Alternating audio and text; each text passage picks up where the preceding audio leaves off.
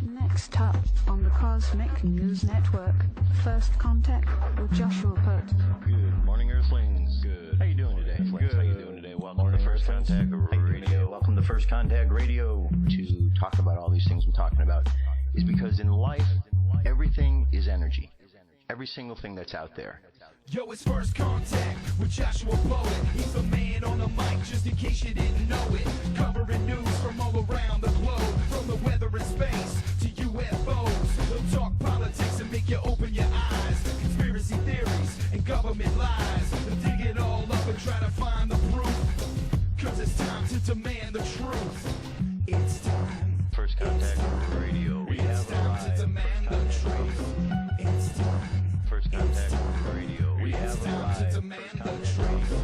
It's time. First Contact Radio. It's time to demand First the Contact truth. Radio. Good morning, Earthlings. How you doing today? Welcome back to First Contact Radio. Let's see what we're dealing with. Today is the 11th of March. So we are dealing with the same sun sign as we have been, Pisces, just for a little bit while longer yet. And for the rest of this week and into next week. The moon sign, which was Cancer yesterday, will still be the same today, and will make a transition from Cancer into the next sign, Leo, and that transition completes itself at 9:09 p.m. Pacific Standard Time. The aspect to be concerned about that we're dealing with yet today, we just had this transition here between the moon sign, which is Cancer at the moment, and Saturn, which is discipline. So there's a nice, good energy taking place at the moment in the way in which we channel our emotions, because emotions is what Cancerian energy is all about, that water, that fluid, and as we learn to discipline it, which means channel it in the ways that we need to, working with how we can direct that flow in our lives. As we work with that, we get better at it. So that's the energies that are going on here. Balancing of the waters, calming of the waters perhaps. And then later we have an aspect at just shy of 3 o'clock today. And this is between Mars, and this is happening at a time when we're, shows VC, void of course, we're in between this transition between the two moons. So we have this transition which is taking place. At the same time, we have an aspect to square a lesson with Mars. Remember, Mars can be very aggressive if the energies are not channeled properly. It can be warlike. You think of Aries or Mars, the god of war. And so with that, we just have to be careful. So as we're going through this transition, and we're going from the water to the fire, and that transition is happening at the same time that we're in a lesson with our energy within us, that intense Mars energy. We want to make sure that we channel it into something creative as opposed to into something angry or aggressive. Okay? So we want to just be aware of that. Our numerology for today is number 3. Here's how we arrived at that. Okay, we have the month 3, March. We have the day is the 11, 1 and 1 is 2. And then we have the year 2014, which is a 7. So a 3 plus a 2 plus a 7, that is a 12. 1 plus 2 is 3.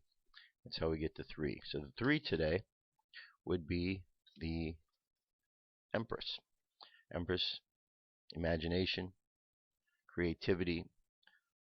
3s are the numbers of communicators and artists, associated also with the astrological sign of Venus. Okay, and so let's look at some of the other things about the 3s. Here we go. Imaginative, expressive, communicators, artist, tolerant, joyful, optimistic, inspiring, talented, jovial, youthful, dynamic. But as inspirational as 3Rs, there's a price they pay as being vain, extravagant, prone to complaining, intolerance, hypocrisy, impatience, superficiality are par for the course. Okay, so the whole idea of understanding the numerology each day is to be able to understand a little bit more about what is this energy around us, because we have energy fields that we create based on the thought patterns around us. We have a particular calendar system we use, which has created a thought form around us. We have all these other systems of astrology and ways in which we look at the planets and the stars, and the Kabbalistic studies and all of these others which have created energy fields around us. And so as we look at the different energy fields as they are in our life, and we understand a little bit more, we're just simply understanding how to work with this energy. So if the energy field around us we've created by an agreement that we have, that today here is March 11th, 2014, based on the agreement that we're all looking at that date, there's a certain numerological pattern that is set up, and that is the energy field around us that we by agreement have created. So by understanding that, we allow ourselves to work within a little bit better. Make sense? Okay. Now it doesn't mean that that's what the whole energy pattern of everything is. It's just what the agreement we are working with is. And as we look at different ways of looking at energy, numerology is just one of them. You don't give yourself up to it. You just look at it as a way of understanding. But there's other ways as well. And you combine all the different ways, and you just have to find your way of understanding all of this different energy. And I like to combine them all. And I find value in that, and I find that I'm able to look at life and understand more by looking at all, because I'm seeing a bigger picture as opposed to just looking at one small piece. Okay, so as we continue on here, looking up at the sky, we're going to see our alignment here. It tells us that late twilight is when Sirius now stands due south. And twilight is also the time when the atmosphere seeing sometimes steady, so it may be a good time to try to detect the faint white dwarf companion of Sirius, now 10.2 degrees east of the dazzling Sirius A. For tips on attempting the challenging project with at least a 6 telescope, here's a link there. Okay, so that's what we're going to look at when we look at the sky. Our moon sign is almost up to that full moon, 78% of the way there. The Mayan Oracle, we're on the theme for 13 days of the monkey, which is playfulness, magic. Today we're at the second position in there, which is the challenge. So again, just another way of looking at the numbers. So the numbers we're always looking at are the same, 1, 2, 3, 4. So 2 we know is a number of challenge. So here it's called the lunar tone. It's the idea that the 1 has split itself in 2 and now has to find balance within itself so it can continue to move on.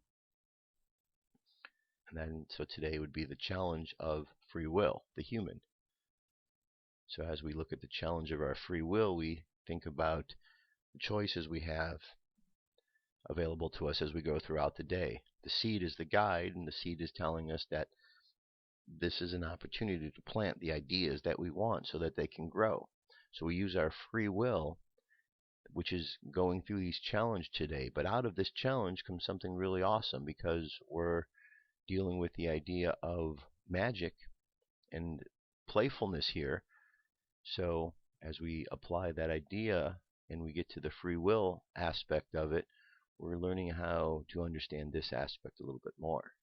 Okay, the hand or accomplishment is our like-minded energy today, whereas the challenge is inspiration, finding that inspiration that's around us, and the hidden power is our ability to purify ourselves. The phrase for today is I polarize in order to influence stabilizing wisdom. I seal the process of free will with the lunar tone of challenge. I am guided by the power of flowering. And we are still right down in the middle pillar here, where we're going to be for the rest of this week and into the weekend. So over Tuesday, Wednesday, Thursday, Friday, Saturday, Sunday, and then next week we'll be back for 3 days. So that's where we're at the moment. Spaceweather.com, solar wind 296.2 kilometers per second. Planetary K index is in the quiet range. Big coronal hold down here is just still hanging there. We have one seems to be turning in our direction. It's not here at this time yet. M-class flare possibility is back up to 60%. X-class has gone up as well to 10%. And geomagnetic storm activity looks like it's starting to move as well. It was low yesterday and just slightly picking up again today. Alright, that's what we have going to get us started. The energies around us. Now you know how to deal with them accordingly.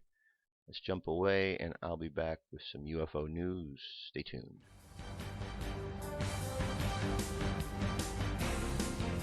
This is the UFO News with Joshua Poet. All right, Dirk, thank you very much. Today's first story takes us to Mexico, to the volcano in Mexico, Popocatepetl. Here we have another sightings. We can see there's a lot of them up there. 1, 2, 3, 4, 5, 6, 7, 8, 9, possibly 10 just in this one image here. And you can see that there's more around here. Okay, if you're looking for the cam, here's the links to the cams where you can watch these things yourself and just sit and watch. I believe Lazio used cam 2, which at the moment does show a large amount of glowing orbs in it. This is said to be the location of an alien underground base and can only be accessed through the mouth of the volcano. Please watch all of the episodes I monitored from the live cam that was placed near the Popocatepetl volcano. In the future, I will be monitoring the volcano activity in the Mexico City day and night to see the UFO sightings over Mexico. Well known Mexico has got a mass of UFO sightings all the time. Okay? So again, we're seeing the images. Okay. And I'm going to leave this for you. It says this is a 30-minute piece here. Okay. Let me jump down here to show you this one. This one's 46 minutes. And again, showing more of what's going on here. Okay, so a lot of activity going on at this volcano. And again, click on the links. You can watch it live. See what's going on here. You click on one of these, and this is what we get. There you go. You just click right on the volcano there, and you got the webcam, and you can watch what's going on there. All right, pretty cool. Next, we're going to move from the Mexican volcano up to the moon. Yeah, this was seen on the moon. This doesn't look like it should be there, does it? Giant structures discovered in the moon's surface in Google Earth Maps. And Google Earth Maps, of course, is something everyone can get. It's a free download. So what do you think that object is up there? Okay, guys, this is amazing to say the least. There are some of the white ceramic structures I have told you about many times. Look at the first screenshot I post and you will see there are massive structures. You can see there are three-dimensional objects on the surface of the moon. I have seen them before, but not made from the white material. Instead, they were black metallic. Also notice the sharp ridges protruding from the structure. This is evidence these are 100% real alien structures, since I have found these sharp ridges on thousands of these structures. What looks like crosses are really massive ships made from white material. They are portable, movable, and oddly placed. However, some are different in shape. Okay, very interesting.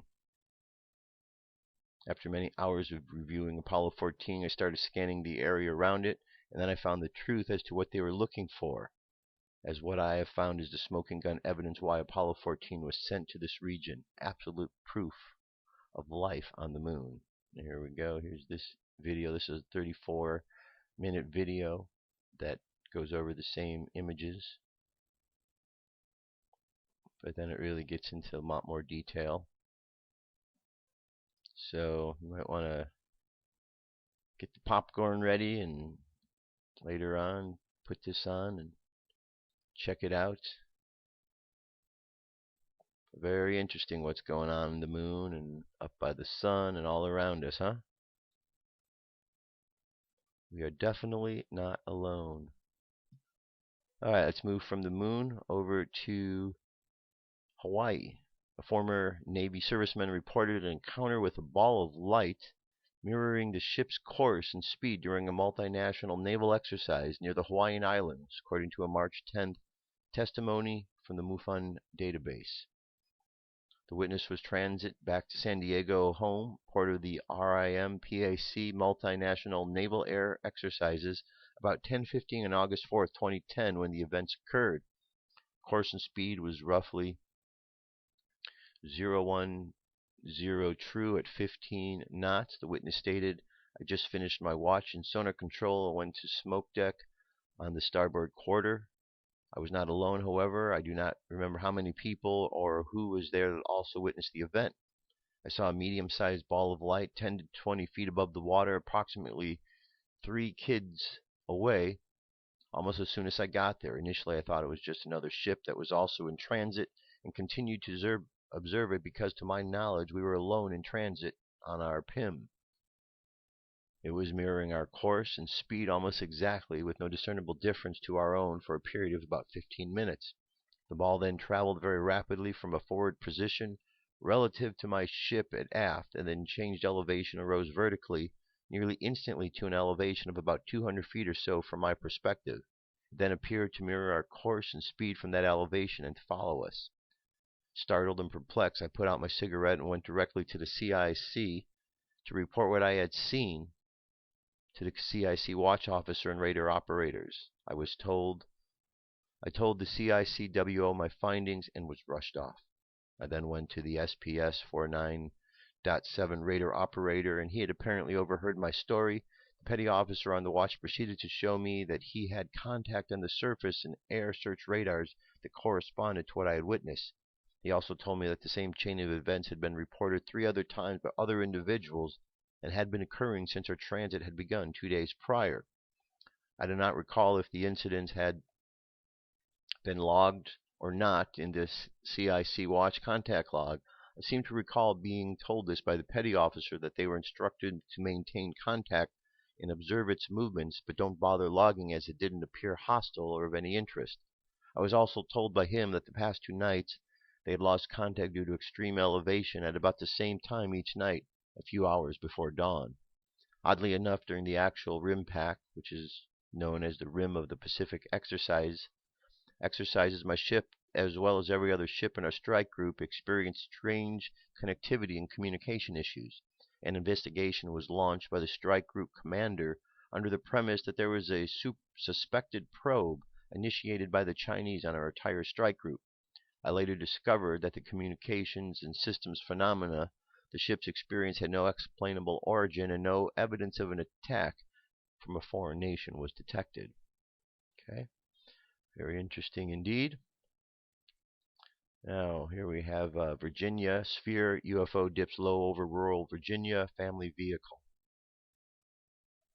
A Virginia witness recalls a UFO encounter with a large silent sphere-shaped UFO at the treetop level while driving 3 family members through the rural wooded area near Fry's. According to a March 10th testimony, the witness was 12 years old when he was traveling with his teenage brother back in 1967. This is when the event occurred. They were traveling on a narrow gravel road from the step-uncle's home to a small store approximately 4 miles. We were approximately 1.5 miles from the home, driving through a heavily wooded section of the road when we saw a large object crossing the road at treetop height.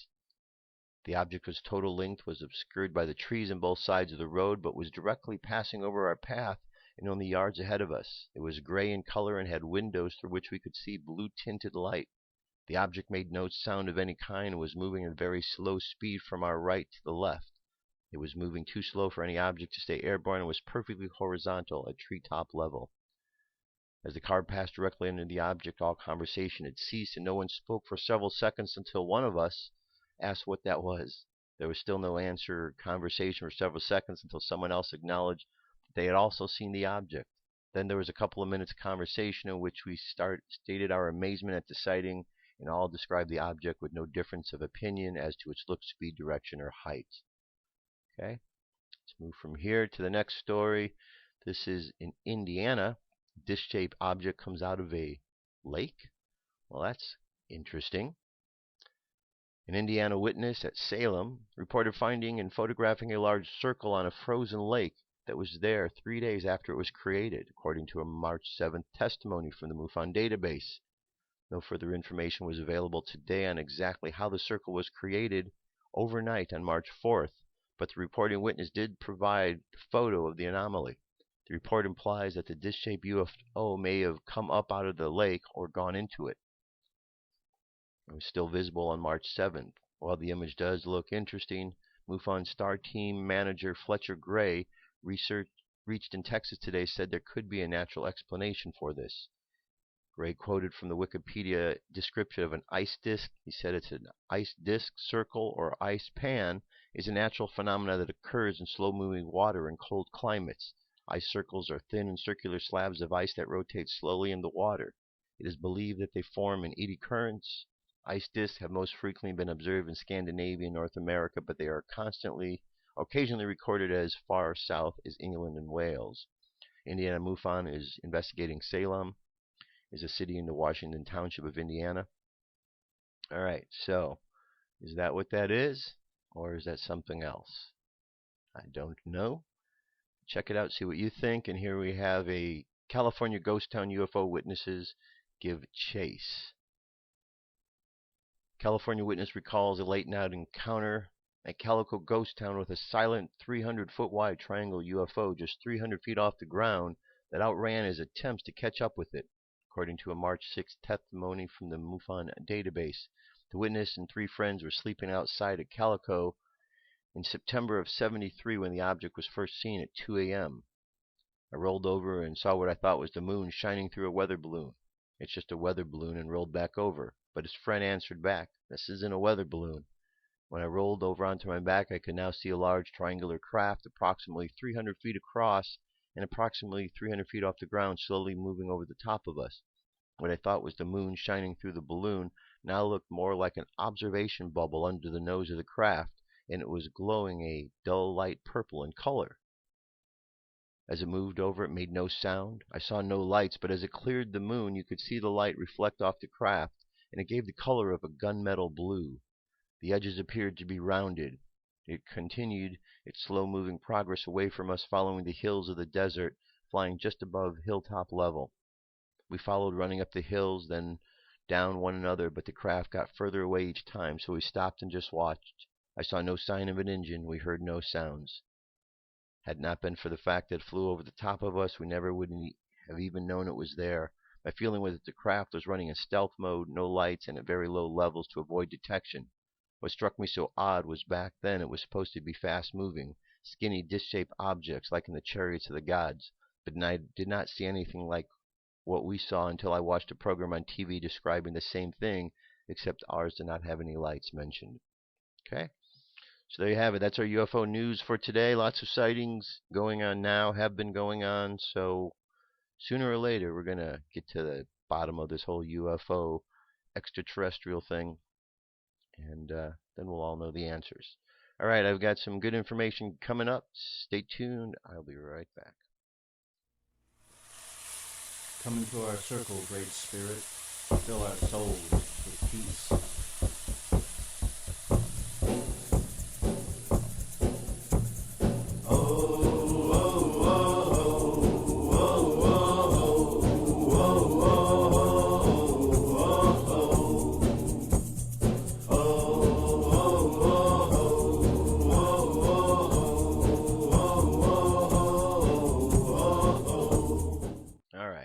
Continuing on. So I thought today I'd bring up information on Saint Germain. But to start off, let's talk about the 7 rays, because Saint Germain is known as the Chohan, or the Lord of the 7 rays. So let's backtrack. Let's understand first what the 7 rays are before we get into the Saint Germain. The science of the 7 rays. Now I've got several different sites here we're going to go through. This first one is lucistrust.org. It says, thank you very much for the opportunity to share some of the teachings on the 7 rays from the books of Alice Bailey. The concept of the 7 rays was introduced by H.P. Blavatsky and later developed by Ernest Wood. Alice Bailey then developed the teaching considerably in a number of her books, especially a treatise on the 7 rays. We might begin by asking, why 7 rays? Why not 10 or 12? For those are also numbers of considerable spiritual significance. The number 7 features prominently in the human perception of structure of the world, the 7 colors of the rainbow, 7 notes of an octave. In occult cosmology, the 7 major planes and subplanes of existence, and in the calculation of time, the 7 days of the week. There are 7 sisters of the Pleiades, the 7 rishis of the Great Bear, the 7 spirits before the throne of God. All are essentially living forces carrying the one life into expression. 7 great interpreters of the one essence as it takes on form. The cosmology of the ageless wisdom gives us an explanation of the 7 rays so profound, so occult that it's beyond the grasp of the human mind. But to summarize and thereby grossly simplify it, as part of the initial plan, the one life sought expression. Initially, that life expressed in triple formation as life, quality, and appearance, or monad, soul, and personality, will, love, and intelligence. The 7 rays are the first differentiation of this divine triplicity. From 3 major rays, 4 minor rays unfold to reveal the 7-fold nature of divinity. Yet the 7 emanations came forth from the central vortex, and as such are 7 aspects of the whole and therefore interrelated. Each of the great rays has a form of teaching, truth to humanity, which is its unique contribution. Alice Bailey wrote, yet only in their composite do we understand nature of the one, deity. She said the endless diversity of forms hides a subjective synthesis. Man can therefore eventually see, expressing itself through all forms in the kingdom, a universal septenad, and when this happens, he is entering the world of subjective unity and can proceed on his way consciously towards the one. He cannot as yet enter into the consciousness of that basic essential unity, but he can enter into that of his own ray life, or of emanating source of his own temporary specialized life. The energies which emanate from what is esoterically called the heart of the sun sweep through the planets in 7 great streams and pour into human soul, producing what is called awareness. These 7 types of energy produce the 7 types of souls or rays. These differentiations are like the coloring of the prism takes when subjected to the rays of the sun, but the prism is one. So here are the 7 rays. First ray, the energy of will, purpose, or power, which is essentially the will of deity. The ray is of such dynamic intensity that's called the ray of the destroyer. We are told that there is no true first ray in incarnation, yet due to its potency. Perhaps the best example of the first ray's potency is found in the mineral kingdom, for radium is said to hold the key to the mystery of the first ray. Courage is also an aspect of the first ray, but true courage is not a fighting courage or any sort of struggle to be what is called brave. It is the courage of sure knowledge, held steadily and without questioning in the mind of difficulty and discomfort. Higher expression, the science of statesmanship, of government. Lower expression, modern diplomacy and politics. Perhaps the words of great service can add human dimension to the quality of particular rays. Gaith said, I think I touched upon the dynamic, initiating power of the first ray when he said, whatever you can do or dream, you can begin it. Boldness has genius, power, and magic in it. Begin it now, and the courage of the first ray lies beyond the Christ promise. Ye shall know the truth, and the truth shall make you free. And we go to the second ray, energy of love and wisdom, the desire of love of deity. This is not emotional desire, but desire as the great law of attraction, the capacity to draw to itself that which is loved. It is the bond of coherence, the principle of magnetic cohesion that works through all creation of forms on every level, from a crystal to a solar system. All have been created to satisfy the desire of the Creator. The higher expression is the process of initiation as sought by the hierarchy of adepts. The lower expression of this would be religion. The inclusiveness of the second ray is encapsulated in the words of Krishna. Whatever path men travel is my path. No matter where they walk, it leads to me. And we go to the third ray.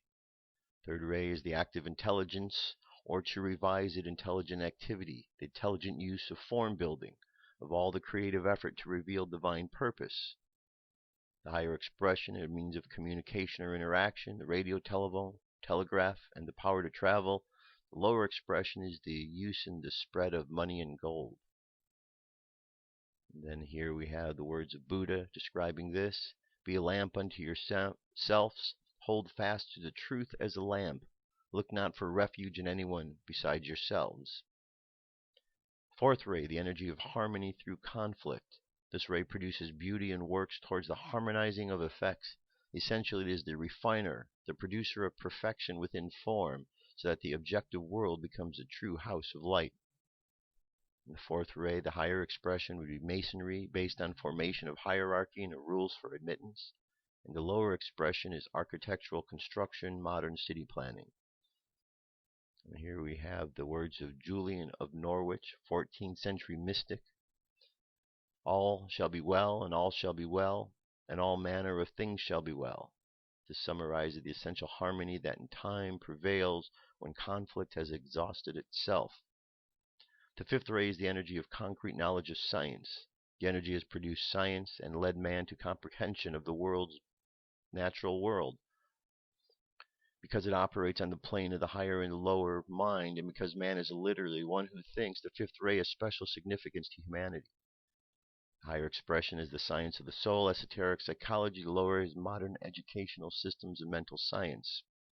And then the words of Buddha: believe nothing, no matter where you read it or who has said it, not even if I have said it, unless it agrees with your own reason and your own common sense. Sixth ray, the energy of devotion or idealism. This ray endows man with the capacity to see the ideal, the reality beyond the form. It endows man with the urge to penetrate beyond the veiled and hidden realms. The past 2,000 years have produced fantastic gains in the understanding of what were, to early man, magical realms. Christ hinted at this when he said, greater things than I have done ye shall do.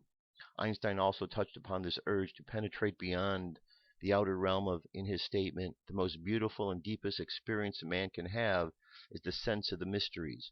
It is the underlying principle of religion as well as all serious endeavors in art and science. And the higher expression would be Christianity and diversified religions.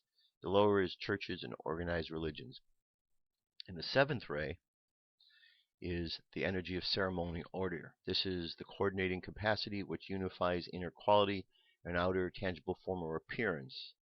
The ray primarily invokes the etheric levels and thus governs the true magical work and spiritualizing of forms.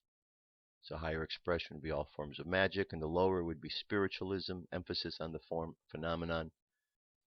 And then if we look at so it says the seventh ray is found in the familiar aphorism of Hermes Trismegistus, as above, so below. The scientist David Bohm also touched upon the seventh ray in his theory on the implicate order, a new form of insight in which he defined as undivided wholeness in flowing movement. A hologram is the symbol of the implicate order. He said a total order is contained in some implicit nature in each region of space and time. These are the seven rays, but it's important to remember that all seven rays are sub-rays of the synthetic second ray of love and wisdom. Basically speaking, the energy of love expressed with wisdom is the line of least resistance for the manifested lives in the solar system. God is love is a great truth, for love is the basic law of the solar system. Now, one thing you may notice about these, and as we go over the numerology every day, you start to see that there is a connection, that number one and then the first ray are all connected, the ideas of what the ones are about. The twos and the second ray, same thing. And you can look at that as you're looking through esoteric science. You can look at the meanings and know that from whatever system you're looking at, a one's going to mean a one, two's going to mean a two, and it helps you to decipher a little bit more because it's just part of the language of the esoteric science. And you add a few different qualities. When you're looking at the rays, you're looking to understand something a little bit more about the quality of that energy, as opposed when you're just looking to the number one itself. So you just use these to put pieces together and add and subtract from them, and find that each of these is definitely connected. And that's what makes our ability to learn so possible, because everything is so connected. And if we can learn one aspect of the language, then we can certainly learn the next aspect as well. Here we have another site, theheartcenter.org. Says the Lord of the Seven Rays, chosen by the cosmic beings because of their exemplary ability to embody a specific quality over many lifetimes. The Lords of the Seven Rays are ascended masters who have each been appointed to uphold and emanate that quality for a cycle of time for all mankind. Each quality vibrates at a certain color or frequency, represented by the rainbow-like rays surrounding the solar presence. These rays focus for the earth the 7 qualities, blessing mankind and helping all to make progress in their mastery of each ray. So here's those who are the lords or Chohans of these various rays. We got El Moira, which is of the first ray, the color is blue. Again, will, faith, protection, power. The second ray is Lanto, lord of the second ray, wisdom and understanding. Third ray, pink, Paul the Venetian, lord of the third ray, divine love and compassion. Serapis Bey, white, lord of the fourth ray, purity and wholeness. Hilarion, green, lord of the fifth ray, wholeness and abundance. Purple and gold, Nada, lord of the sixth ray, service to life. And the violet, Saint Germain, lord of the seventh ray, forgiveness, mercy, and soul freedom. Okay, and you can go a little bit more here. It gets into the different rays again. But I want to continue on now, and let's get a little more specific on Saint Germain. Saint Germain is the Chohan of the seventh ray. Together with his twin flame, descended Lady Master Portia, the goddess of justice, he is the hierarch of the Aquarian age. He is the great sponsor of freedom's flame, while Portia is the sponsor of the flame of justice. The name Saint Germain comes from the Latin Sanctus Germanus, meaning simply holy brother. Each 2,000-year cycle comes with one of the 7 rays. Jesus, as the Chohan of the sixth ray, held the office of the hierarch of the age during the last 2,000 years. On May 1st, 1954, Saint Germain and Portia were crowned as directors for the coming cycle of the 7th ray. Freedom and justice are the yin and the yang of the 7th ray of Aquarius, and together with mercy they provide the foundation for all of their attributes of God to be outpictured in this 7th dispensation. Saint Germain and Portia delivered to the people of God the dispensation for the 7th ray, and the 7th ray, also known as the violet ray, of freedom, justice, mercy, alchemy, and sacred ritual, a new life wave, a new civilization, a new energy. As Chohan, a lord of the 7th ray, Saint Germain initiates our souls in the science and ritual of transmutation through the violet flame. He is the 7th angel prophesied in Revelation 10:7, who comes to sponsor the finishing of the mystery of God, as he hath declared to his servants, the prophets. Because I am the ascended being, but it has never been thus, not once or twice, but for many incarnations I walked the earth as you now do, confined to mortal frame and in limitations of dimensional existence. I was on Lemuria and on Atlantis. I have seen civilizations rise and fall. I have seen the undulations of consciousness as mankind have cycled from golden age to primitive societies. I have seen the choices, and I have seen mankind, by wrong choice, squander the energies of 100,000 years of scientific advancements and even degrees of cosmic consciousness that transcend that which is attained by members of the most advanced religions of the day. Yes, I have seen the choices, and I have chosen. By right choices, man and women establish their position in hierarchy. By choosing to be free in the magnificent will of God, I won my freedom from the mortal round of incarnations and justifications of an existence outside the one. I won my freedom by the flame, that keynote of the Aquarian cycle traced by alchemists of old, that purple elixir the saints do hold. You are mortal, I am immortal. The only difference between us is that I have chosen to be free, and you have yet to make the choice. We have the same potential, the same resources, the same connection to the one. I have taken mine to forge a God identity, for long ago the still small voice within spoke of the fiat of Alpha and the living God. Children of the One, forge your God identity. And in the stillness of the night I heard the call, and I answered, I will. And when I said I will, all of cosmos echoed, I will. The will to be summons the vastness of the potential of being. I am Saint Germain, and I have come to claim your soul and the fires of your heart for the victory of the Aquarian age. I have set the pattern for your soul's initiation. I am the path of freedom. Take that path, and you will find me there. I am your teacher, if you will have me. Saint Germain is known as the diplomat, expressing the godly qualities of dignity, grace, gentility, poise, and true statesmanship through all who will invoke the seventh ray. He is a member of the House of Radsky, founded by the great divine director in whose Transylvanian mansion the violet flame of freedom is presently enshrined. Okay, there's a lot more about him. He says, as the high priest of the violet flame temple on the mainland of Atlantis 13,000 years ago, Saint Germain sustained by his invocations and casual body a pillar of fire, a veritable fountain of violet singing flame which magnetized people from near and far who came to be set free from every binding condition of body, mind, and soul. Thus they achieved by self-effort through the offering of invocations and the practice of seventh-ray rituals to the sacred fire. Those who officiated on the altar of the Violet Flame Temple were schooled in the universal priesthood of the Order of Melchizedek at the Lord Zadkiel's retreat, the Temple of Purification, which stood where the island of Cuba now is. This priesthood combines the perfect religion and the perfect science. It was here that both Saint Germain and Jesus received the anointing spoken by Zadkiel himself, "Thou art a priest forever after the order of Melchizedek." Prior to the sinking of Atlantis, while Noah was yet building his ark and warning the people of the great flood to come, the great divine director called Saint Germain and a few faithful priests to transport the flame of freedom from the Temple of Purification to a place of safety in the Carpathian foothills in Transylvania. Here they carried on the sacred ritual of expanding the fires of freedom, even while mankind's karma was being extracted by divine decree.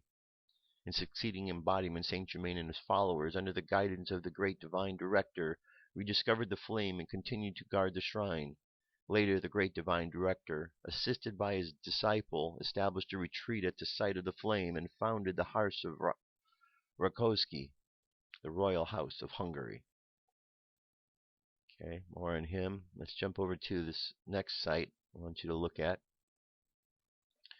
This is a basic invocation of the violet flame for transmutation.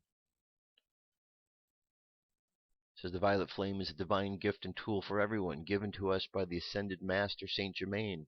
It is a sacred fire that exists on the higher dimensions. People with the gift of interdimensional sight have seen it. Cameras have captured it when not visible to the person taking the photo. The violet flame is real, and I invite you to use it in your great advantage. The violet flame is a spiritual alchemy in action. Just as alchemy is said to turn lead into gold, the ultimate purpose of the violet flame is to turn the human into the divine human.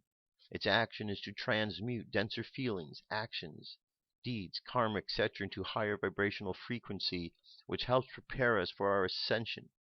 Ascension means becoming a divine human, also known as Christed being, a level of consciousness obtainable by any person. You may use the violet flame in perfect harmony with any belief system, religion, or practice. It is a neutral tool with absolutely no conditions attached to it. Some organizations teach people to use the violet flame with pre-written prayers and affirmations that they need to memorize and say in the right order for them to work. Some of them are very complex and rhyme with such repetition. Saint Germain always told me that the words are not so important. Too many people are spending their energy and focus worrying about whether they get the words right or not.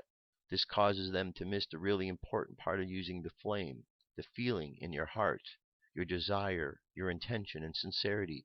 Use the words from your own heart. It says there are unlimited ways to use the violet flame. This is the basic method Saint Germain taught me over 30 years ago, and he wishes everyone to use this as a foundation for the violet flame work. It is very simple with only 4 steps.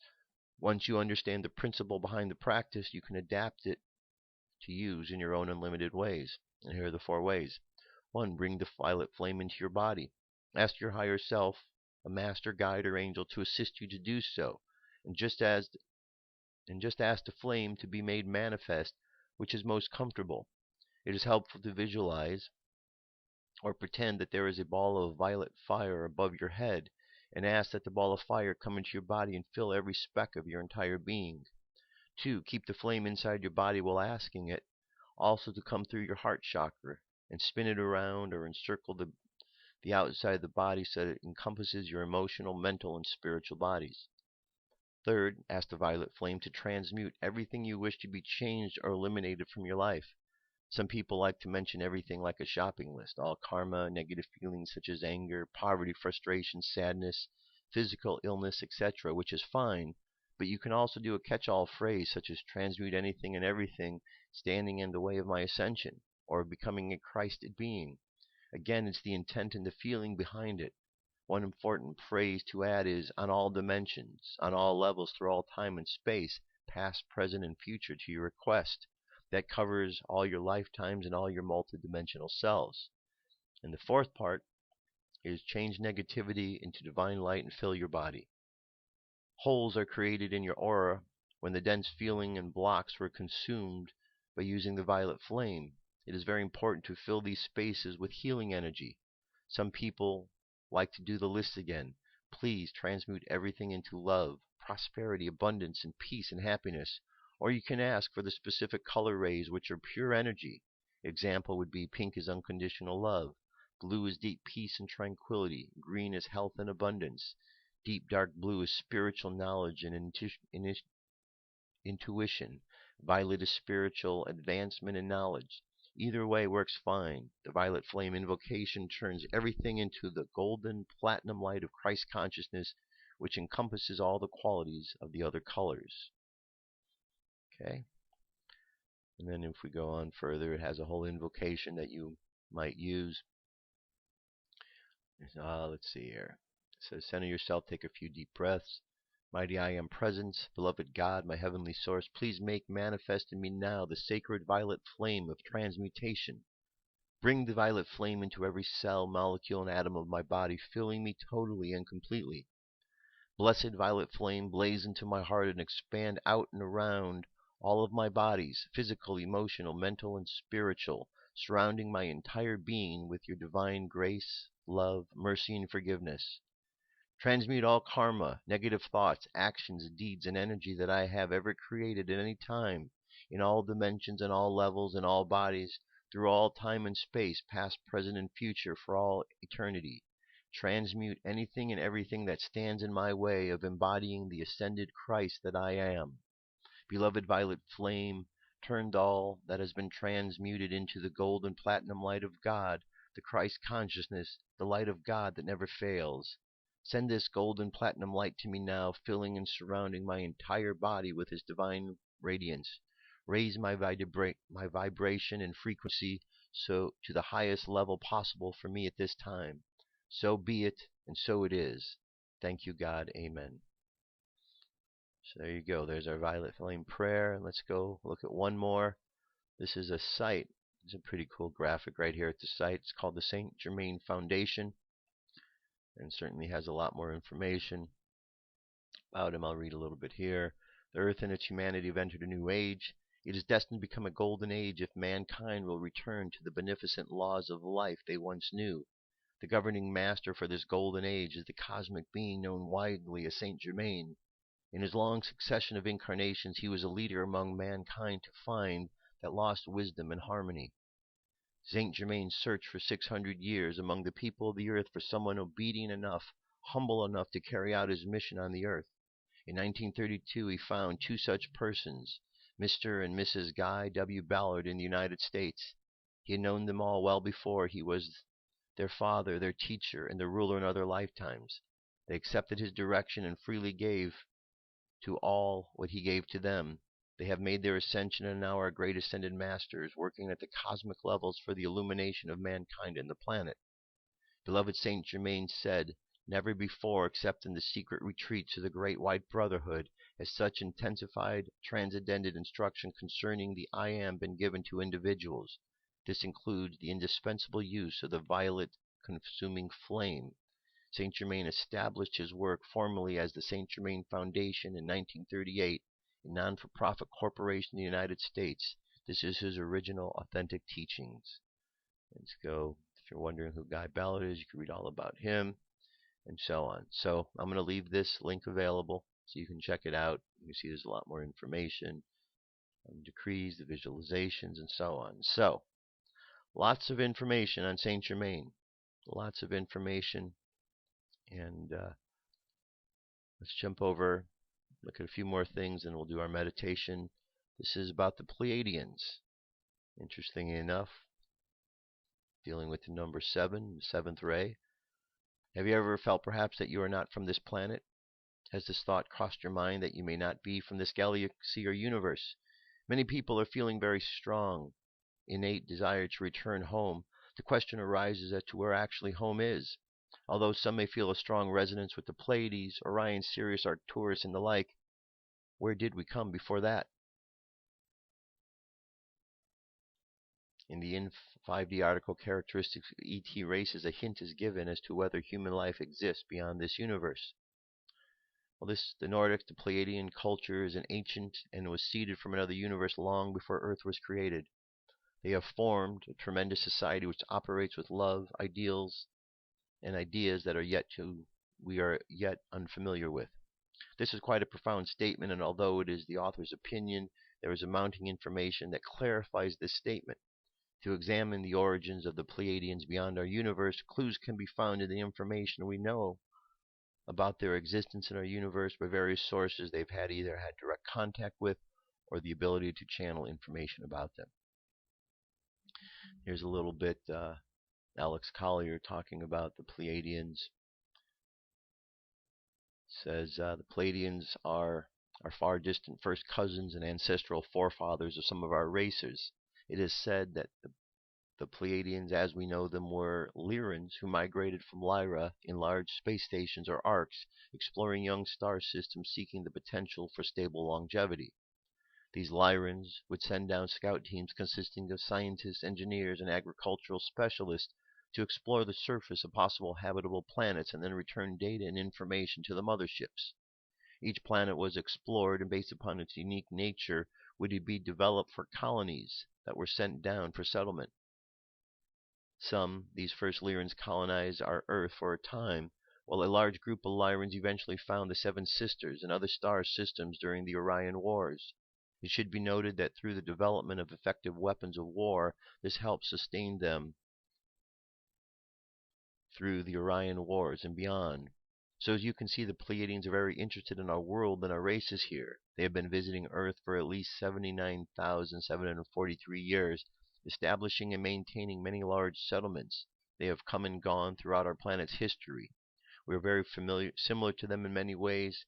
However, they are emotionally and spiritually more evolved than us at this time. They too have gone through their growing pains as we are experiencing right now. They do have and continue to make attempts to share with us the benefits of their experiences, so we ourselves don't have to experience the same kind of setbacks and possible destructions. At present, not enough of us are listening.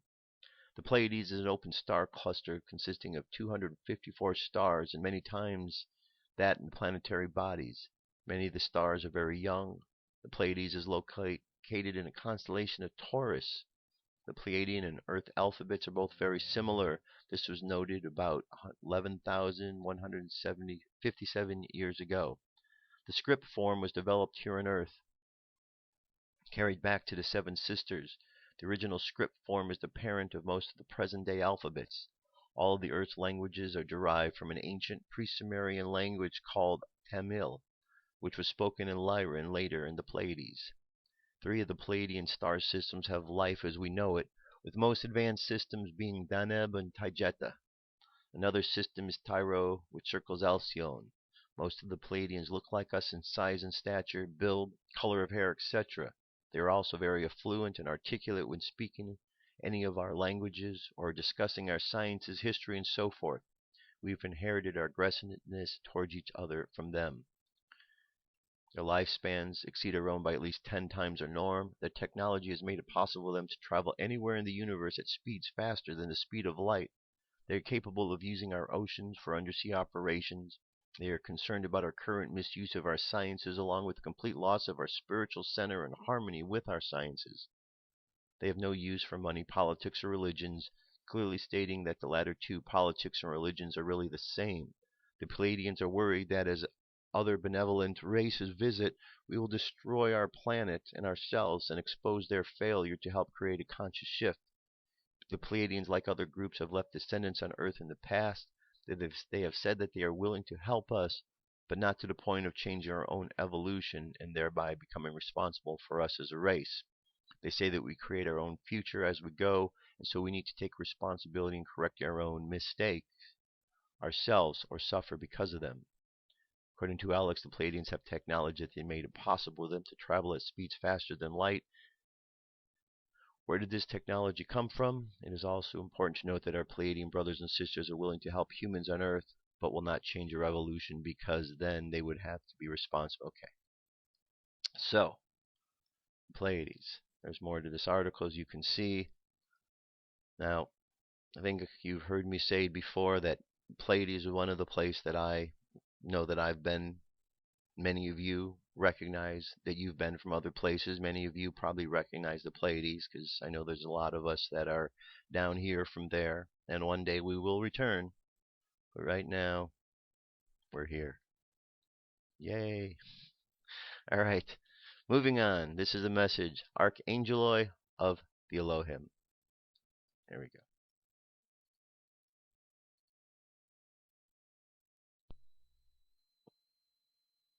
Archangeloi of the Elohim, message to all. March 7, 2014, by Karen Dunan. The Elohim. Greetings, beloved children of the light. We are the Archangeloi of the Elohim, and we come to support and to voice our energies so that all may now move and fully transition into the new earth in truth.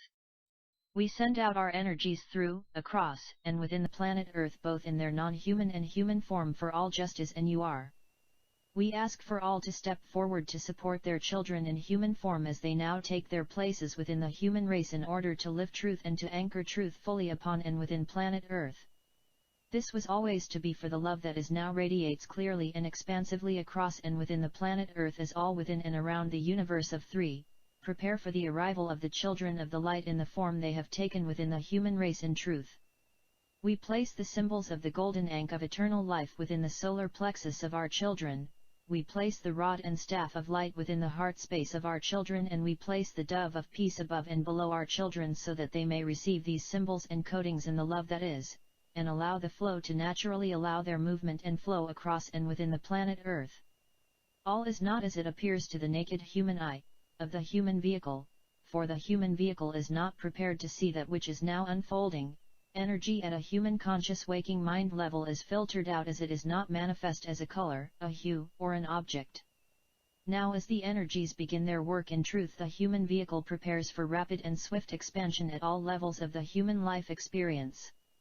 For those of you who connect personally and fully with us at your human conscious waking mind level, we ask you to prepare for rapid synchronization. This is a time of vast expansion on all available levels of reality that have now opened to the human race upon the planet Earth. We place the codings.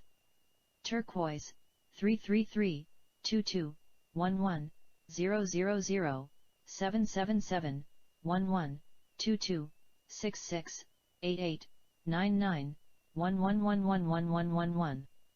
Aqua, 22, 22, 22, 99, 777, 111, 00, 00, Magenta, 333, 333, 333, 333, 333. Diamond, 111, 111, 111, 111, 111. Gold, 999, 999, 999. Platinum, 333, 444, 222, 333, 333, 333. We ask for you to breathe and be at this time.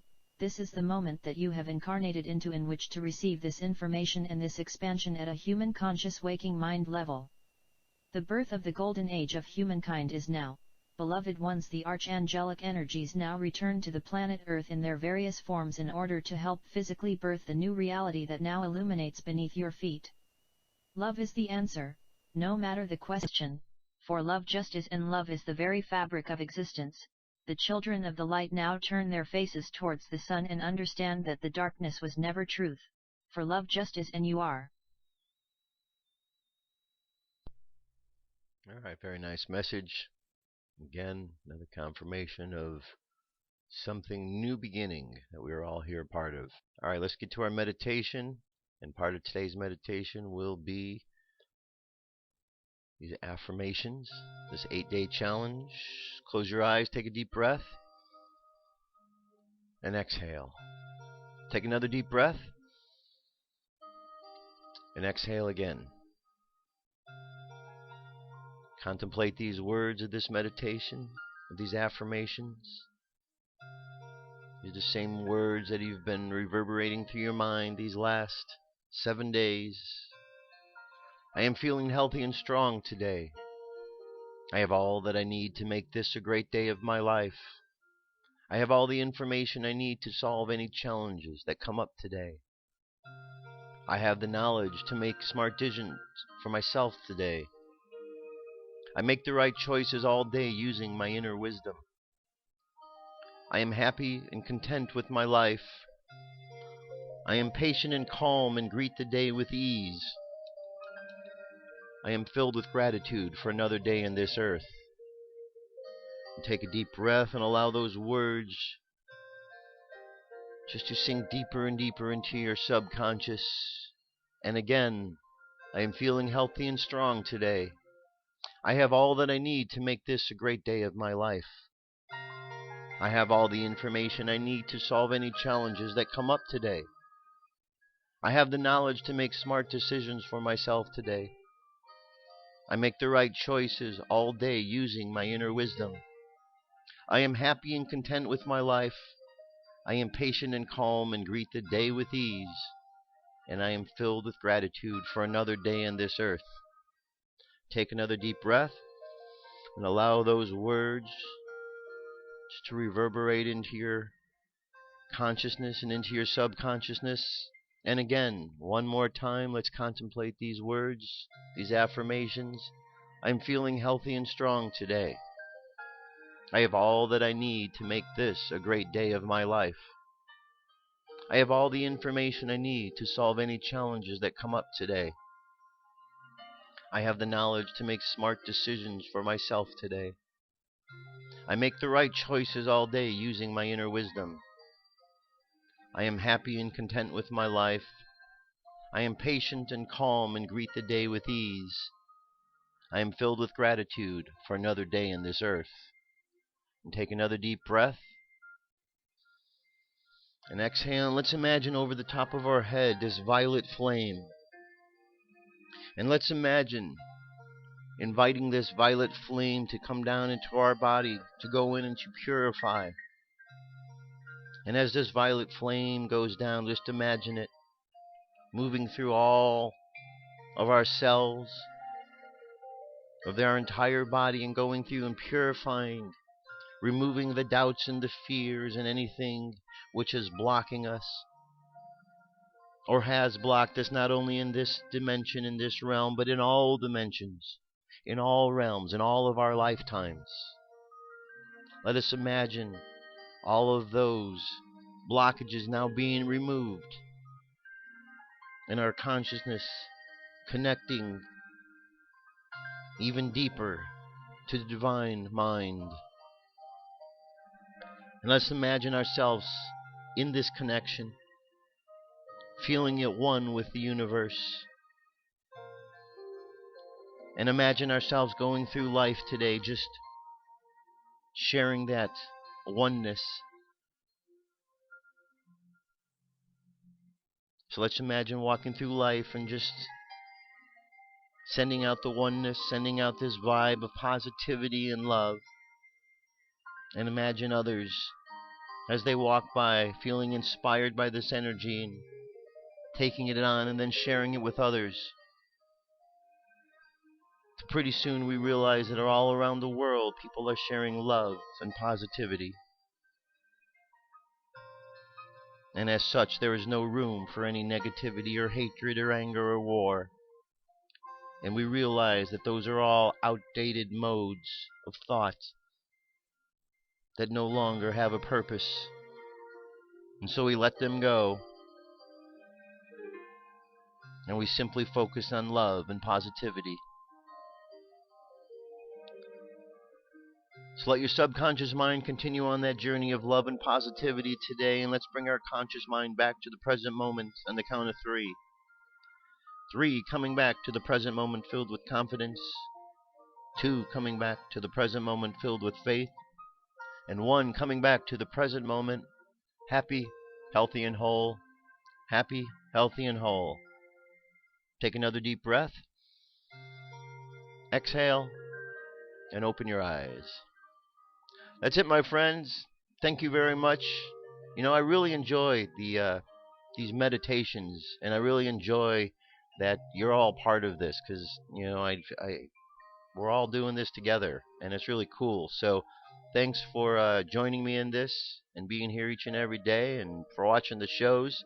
Have an awesome day. I'll be back tomorrow, and till then, just have yourself a lot of fun and lots of love. Peace. I'm out of here.